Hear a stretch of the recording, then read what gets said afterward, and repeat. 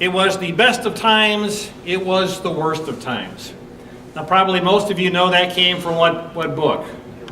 Tale of Two Cities, Charles Dickens, that's right, 1859. And to me, it sort of seems like that's the way we are today. It is sort of the best of times and also the worst of times.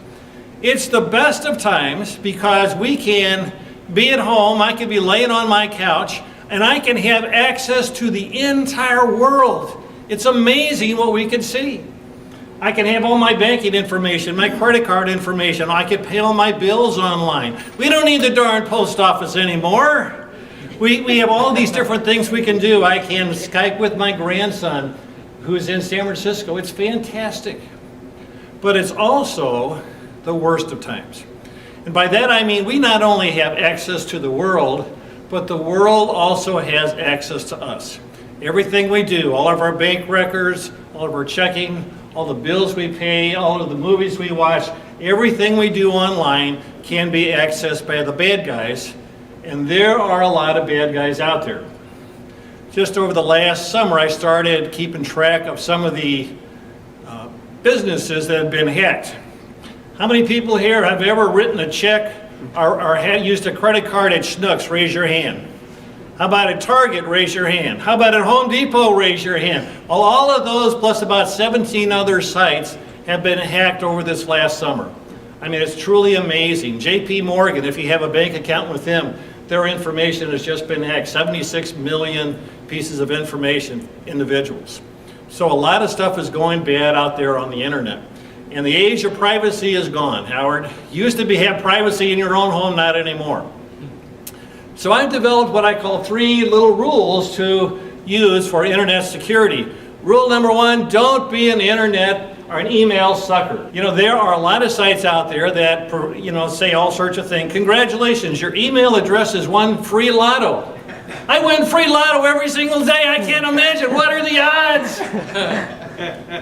Here's another one. Someone really wants to meet you. Susan, I've got the perfect date for you. We can find you just like that. Every day we could find a new date for you. It's so easy. And there's the P.T. Barnum had the slogan, there's a sucker born every minute. Wrong, there's a sucker born every second.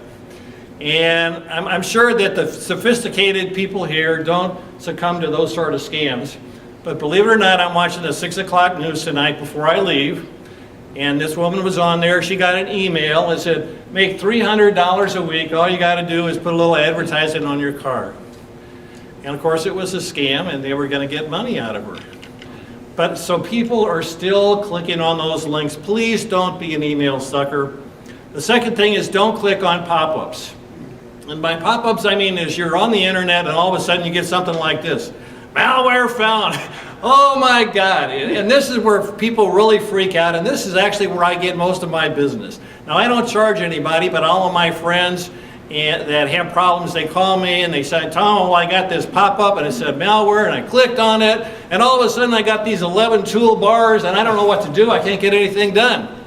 Or they get something like this. Congratulations, you just won a brand new computer. Or you're going to get a Walmart $250 gift card. Don't fall for it. Don't click on it. Don't do it. It's a sucker play.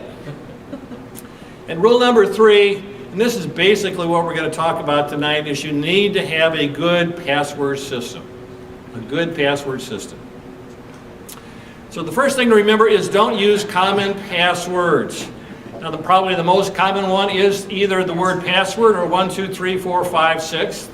These are actually the most common 10 passwords. Probably the bad guys know what the most common 10,000 passwords are, but you certainly don't want to use those.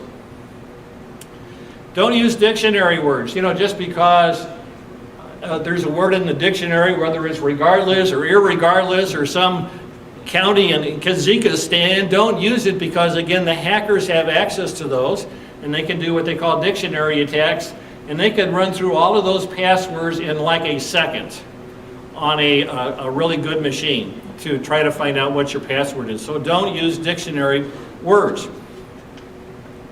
Third thing is try to use every type of character. Try to use lowercase, try to use uppercase, try to use all those little special characters that you can. Try to use numbers. and bigger is better. You want to have a big, long, nasty password for guys to figure out. There's a great site, and it's from grc.com, and this is a little bit hard to see. But if you can put in a word and it'll calculate what the odds are. And if you put in the word password, if you look down here at the bottom here, it says it'll take less than 2/100ths of a second or 2/1000ths of a second to actually figure out what that password is.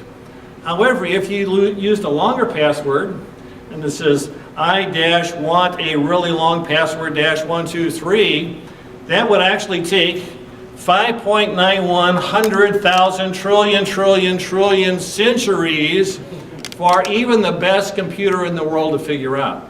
So having a really long password with numbers and uppercase and lowercase and special characters really makes a big difference. Also, don't use the same password. You know, it's very easy to use ABC123 or your special password for all of your 100 different sites. And we probably, a lot of us, we maybe might have 100 different sites. Over the years, we start out with 5 or 6, and probably every year we keep adding those. We don't get rid of them, and we like to keep the same password on them all. But the problem is if the bad guys figure out your password on one site, if it's also your password on your US bank site, then you're in trouble. So you need to have a different password on every different site. And don't use variations, because you say, well, I'll be cute and I'll use monkey, and first one will be monkey 01 or monkey 02 or monkey 03. Again, the bad guys will figure that out to try all these different variations. So you can't use variations, you've got to use totally different passwords. And here's a couple little security extras. When they ask you for what's your mother's maiden name, you need to lie. Just lie out loud. Because your mother's maiden name is common knowledge. Everybody can learn that. It's common information that they're going to find on the internet. So you need to come up with a name. Say, my mother's maiden name is Howard Brandt. You know, that could be, who knows what it is. But I mean, if you keep track of that, then if you have trouble with that account and you've got that information, you put in my mother's maiden name is Howard Brandt, you'll be granted access. They don't care what your real mother's maiden name is. They just want to know what you put in. So you need to lie on those security questions. You also need to add your phone number. A lot of times I'll have friends who have had their Yahoo email account taken over. And I don't know how they do it, but the account is taken over, and they have the bad guys put in a new password. But if you have your phone number attached to that particular account, you can actually get a text message from Yahoo and get control back over your email account. So make sure you have a phone that has text messaging capabilities. That's probably 90% of the phones in the United States, but some of the old phones that people may have, you may have an old phone number that you've had for a jillion years, you don't want to get rid of it. Well, that's not a good number for this type of security. You want a phone that has text messaging capabilities. You also want to make sure you keep that same phone number. Again, I know a lot of people that they change carriers. They go from T-Mobile to AT&T or Sprint, and all of a sudden they keep changing their phone numbers. Well, when you do that, you lose that measure of security, and that phone number that used to be okay for securing that website doesn't work anymore. So remember that. And also for really important things, you might want to use two-factor authentication. On some people, you can actually get a text message from an account to actually verify that it's you. I only use this for one particular thing, that's PayPal, where I'm actually spending money, but it's actually another feature that you can use. Now probably at this point, most of you are saying, Tom, let's get real. There is no way that I'm going to be coming up with an 18-character mixed password for every separate account that I have with security questions that are lies and all of this. And I say, holy man, there's no way that I can remember it, and if I write it down, I'm going to be in trouble. What can I do? Well, here's my answer, and that's to get this program. It's called LastPass. And I've talked a little bit about this before, and this is actually going to be a second speech. But LastPass is a program that remembers and generates all of these passwords. It'll give you a 35-character, really mixed up, secure password. You don't have to remember it. All you have to do is remember one really good password. That's all you need to do, and LastPass will do the same. So in conclusion, let me just say that the attackers and the hackers, the bad guys, they're getting smarter, and they're getting better, and they're getting faster than we are, and we need to do as much as we can. So at least the first step I want you to do is to try to use those passwords that are really secure, that really use all those different characters, and if you do that, maybe you will have a terrific day, not only today, but in the future too.